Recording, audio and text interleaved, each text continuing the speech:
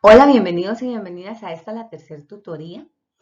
Eh, es un tema realmente hermoso, en lo personal me apasiona y ojalá todas las personas docentes tuviéramos ese gusto por la narración, ya que en en cualquier edad, desde niños pequeños hasta adultos, es un tema apasionante.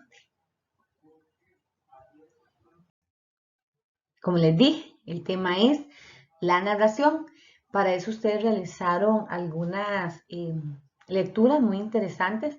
Pudieron ver también un video donde una persona explica de forma muy sencilla qué es la narración y cómo podemos convertirnos en narradores. Dice que la narración oral es un acto de comunicación, donde el ser humano, al narrar a viva voz, con todo su cuerpo, interactúa con el público. Esto es de Garzón y Céspedes, F, citado por Barba M, 2003. Entonces, ¿qué hay que saber de la narración? Bueno, ya sabemos que es un acto de comunicación, por lo tanto crea una situación comunicativa.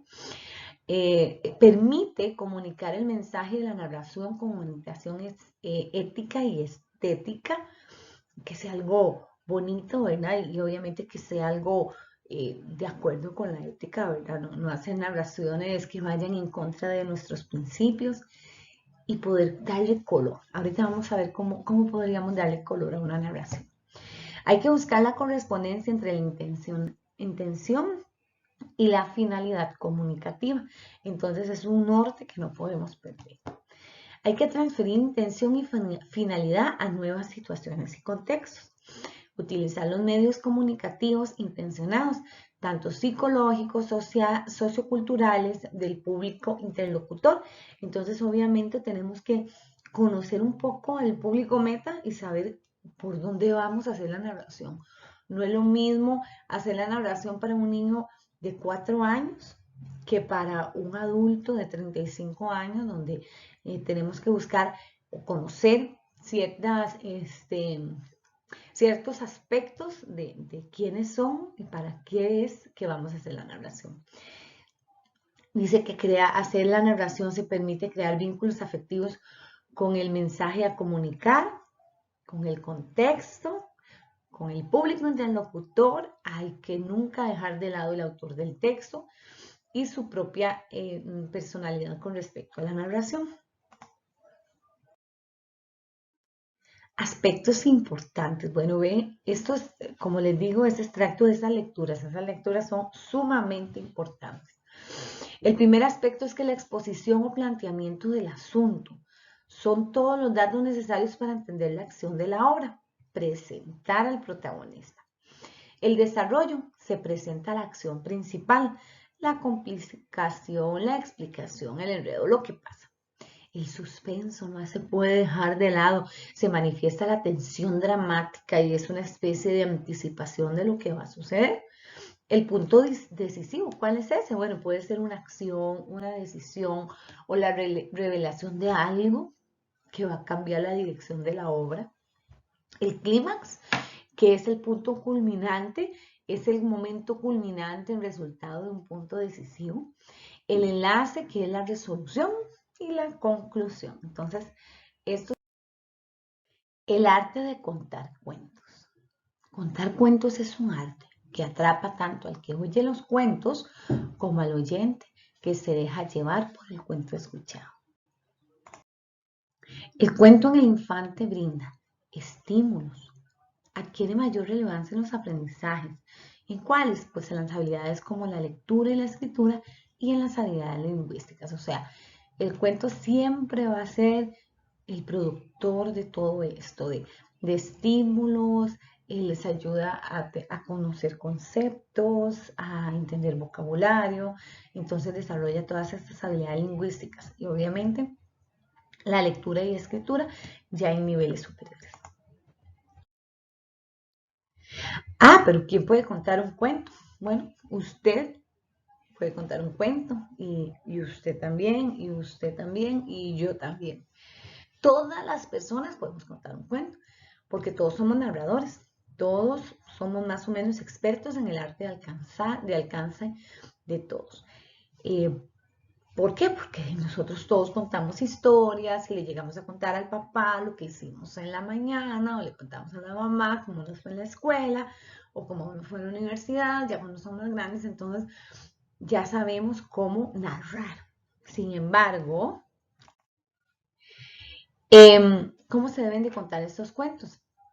Contar cuentos no es dramatizar y no es hacer, oh, y entonces, vi, no.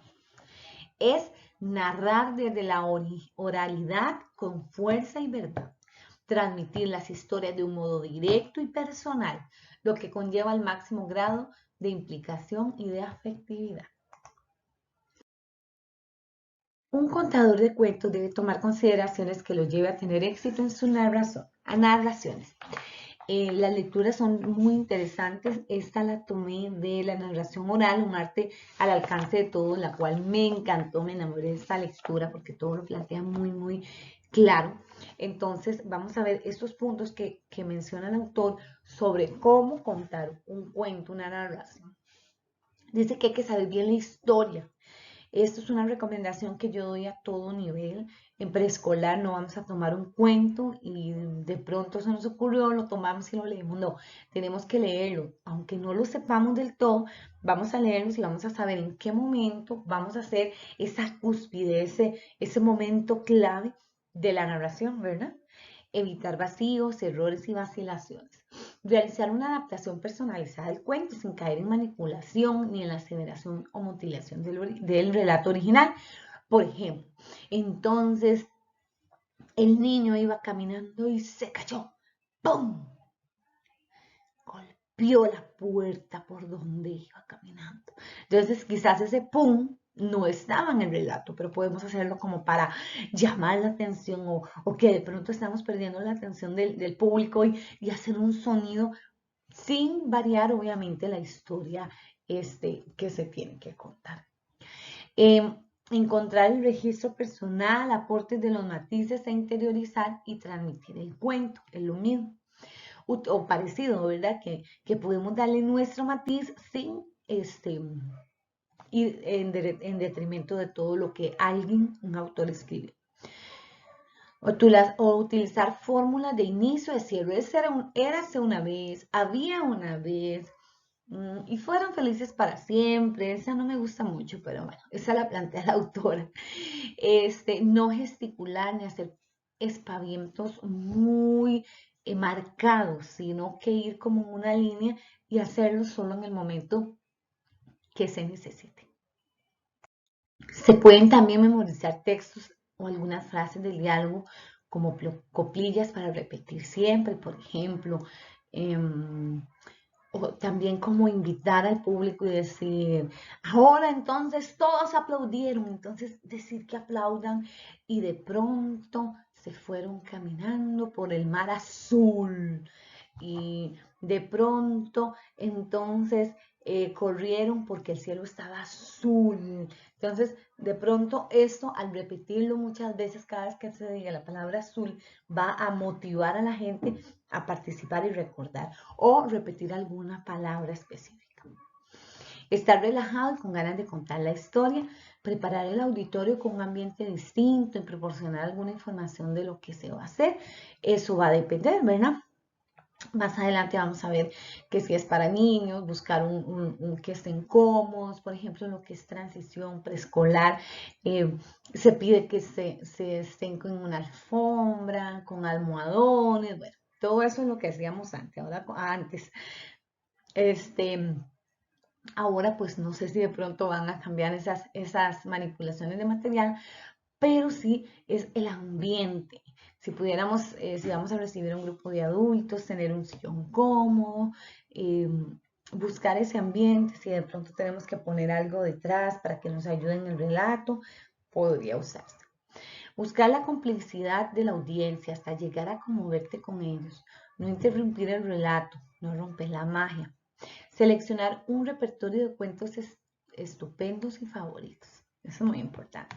Repetir el cuento siempre que se lo piden. Entonces, esto, como les digo, es tomada esta lectura del lobo del dormido. Es muy, muy valiosa. Tiempo y espacio, ¿qué y materiales? El tiempo puede ser que se diga, bueno, vamos a tener una hora del cuento, vamos a tener un día del cuento y ojalá que sea siempre. El espacio, entonces, un lugar adecuado, sin ruidos y como dije, depende del cuento.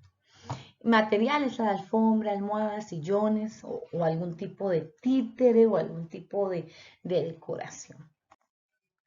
Estrategias. Estas son muy bonitas. Vamos a ver algunas, de hecho, muchas ya las conocen, pero vamos a tratar de introducirnos un poco en ellas. Cuento del día después. Se cuenta el cuento hasta la mitad y al otro día los niños y las niñas continúan y le dan un final. En el caso mío, yo hacía un cuento un poco largo porque los periodos de atención a veces no son tan extensos, aunque uno haga muchas cosas. Entonces, yo dividí un cuento varios días, 2, 3 días, porque también mucho tiempo pierden el hilo conductor.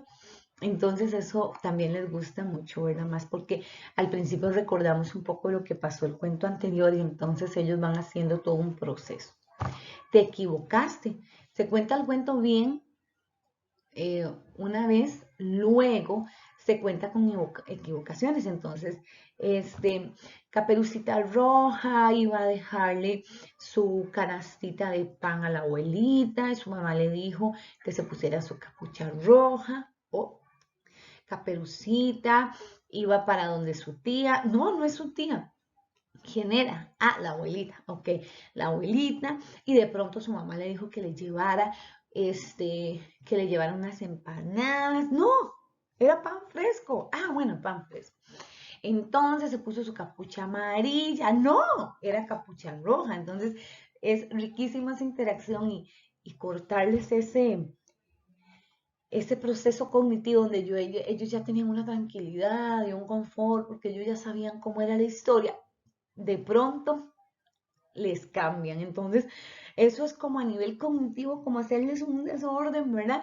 Y que luego eso tiene que llegar a tener orden. Y es parte de la vida. Esa es una actividad inclusive que se puede trabajar para lo que son las funciones ejecutivas, ¿verdad? El desorden y el orden. Lo establecido y lo nuevo, lo que puede cambiar. Entonces es una actividad mágica definitivamente. Un cesto lleno de iconos, esto es que se llena una canasta, una caja, un cesto, dice hay una canasta con una manzana. Obviamente ya los niños y las niñas tienen que haber conocido estos cuentos para poder tener una referencia de qué pasaban esos cuentos. Entonces, decirle a cada niño que coja un objeto, entonces, por ejemplo, coge una manzana o este o puede hacerse con poesías, puede hacerse con algún tipo de narraciones antes y después poner objetos dentro. Entonces seguimos con la idea de los cuentos estos que muchos conocen, entonces toma la manzana y puede contar su propio cuento. Entonces, Blancanieves se fue para otro lugar y entonces se comió una manzana, pero también había una pera y entonces una piña y compartió con sus compañeros. Cuentan la historia que crean. Buscar otro título, dicen que cuando se lee un cuento, pero no se lee el título, y se les dice a ellos que le digan un título y que por qué. Juego de mímica, se cuenta una historia de un grupo de niños y niñas la interpretan. Esta debe ser cortita o puede ser también como una poesía, como una historia corta, para que entonces, mientras se está contando, los niños inventan cómo interpretar. Bueno, como la autora no pudo resistirse a colocar este cuento, yo no me pude resistir a intentar narrarlo. Lo voy a hacer pues con mucha humildad y sí me voy a guiar por medio de unas imágenes. Esta narración de Epaminondas y su madrina es un cuento negro de los Estados Unidos del Sur y esta versión es en castellano de Marta Mata. Y ahí conocemos a Epaminondas. Había una vez una mujer muy buena que tuvo un hijo, un único hijo. Ella era muy pobre y sabía que no iba a poder darle muchas cosas, entonces decidió darle al hijo un nombre glorioso y le puso Epaminondas. Epaminondas era el nombre de un guerrero griego que había ganado muchas batallas. Epaminondas creció y la verdad que aunque tenía un nombre glorioso, eso no le importaba. Un día fue donde su madrina y su madrina le dio un bizcocho y le dijo: vea, Epaminondas, tiene que llevarlo muy fuerte para que no se te caiga. Epaminondas le dijo: está bien, madrina. Y así lo hizo. Lo agarró tan fuerte que solo llegó a la casa con migajas. Cuando la mamá lo vio, le dijo: ay, Epaminondas, ¿qué hiciste? No, lo que debiste haber hecho fue haber envuelto en papel seda, haberlo puesto en la cabeza, haberte puesto el sombrero y caminar derechito, muy derechito y despacio. Bueno, entonces Epaminondas le dijo: bueno, sí, mamá. Al siguiente día fue donde la madrina y la madrina le regaló un pedazo de mantequilla brillante, recién hecha. Y Epaminondas recordó lo que su mamá le dijo. Entonces se lo puso en la cabeza, se puso el sombrero y empezó a caminar despacio y derechito. Cuando llegó a la casa, toda la mantequilla se había derretido, más que hacía un gran sol de verano. ¡Ay, Epaminondas, qué hiciste! No, no puede ser. ¿Dónde está la inteligencia que yo te di? Entonces le dijo: vea, Epaminondas, lo que tiene que hacer o lo que tuvo que haber hecho fue agarrar hojas frescas, envolverlo y echarle agüita cada vez que iba pasando por una fuente o un río. Entonces Epaminondas le dijo: bueno, está bien. La siguiente vez que Epaminondas fue donde su madrina, le regaló un perrito. Muy lindo el perrito. Entonces él se acordó de lo que su mamá le dijo. Entonces agarró hojas frescas, envolvió al perrito y cada vez que encontraba un charquito le echaba agua. Cuando llegó Epaminondas a la casa con el perrito todo mojado, tiritando de frío: ay, Epaminondas, ¿qué hiciste, pobre perro, con toda la inteligencia que yo te di? Epaminondas, eso no es así. Tenías que haber puesto una cuerda y haberlo amarrado y haberlo jalado y traerlo muy despacio. La siguiente vez que Epaminondas fue donde su madrina, le regaló un bollo de pan rico, con un olor a fresco, tostadito. Entonces él recordó lo que su mamá le dijo, lo amarró con una cuerda y se lo trajo caminando despacio todo el camino. Ay, cuando Epaminondas llegó a la casa, le dijo la mamá: Epaminondas, ¿qué has hecho? Ya no nos vamos a poder comer ese pan. Ay, Epaminondas, ya sé, nunca más vas a volver a ir donde tu madrina, voy a ir yo. Y Epaminondas le dijo: bueno, mamita, está bien.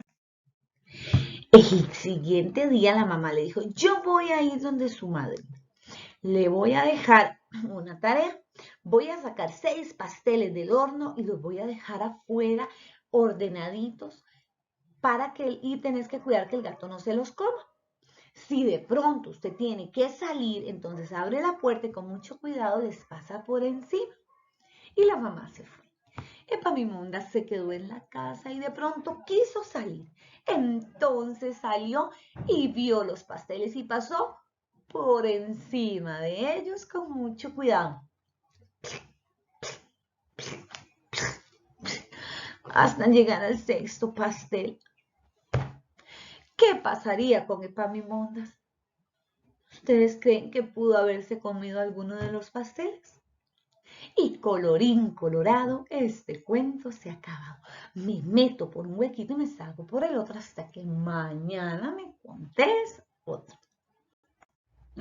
Muchísimas gracias por su atención. Espero que esta exposición les sirva para su desarrollo profesional. Adiós.